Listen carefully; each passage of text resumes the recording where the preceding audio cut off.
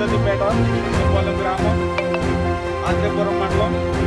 అయితే ఈ అంకంపాలెం గ్రామంలో మా పూర్వీకుల నుంచి వచ్చిన ఆస్తిని మేము వినియోగించుకోకుండా వేరే వర్గాల వారు దౌర్జన్యంగా దీన్ని వినియోగించుకున్నారు. ఇవాళ మేము ప్రశ్నిస్తే ఇవాళ అంటరాని వారు కులహీనులని చెప్పి మమ్మల్ని హేళన చేసి ఇవాళ పెద్ద పెద్ద స్తంభాలు వేసి మా యొక్క కులాన్ని కించపరిచే విధంగా